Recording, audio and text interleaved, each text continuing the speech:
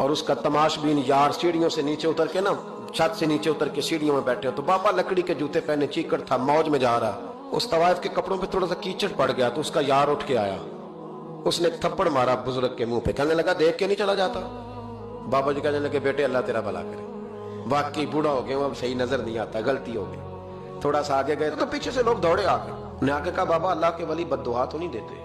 पर मैं क्या हुआ? कहा वो जिसने आपको थप्पड़ मारा था ना, वो छत पे चढ़ा है, उसका पैर फिसला है, गर्दन के बल गिरा, मन का टूट गया तो मर गया। बाबा जी कहने लगे अल्लाह की कसम मैंने कोई बद्दुआ नहीं दी। कहा नहीं आपने दी है। फरमाया नहीं दी। उसने कहा दी है। तो बाबा जी कहने लगे फिर असल बात सुना दूं?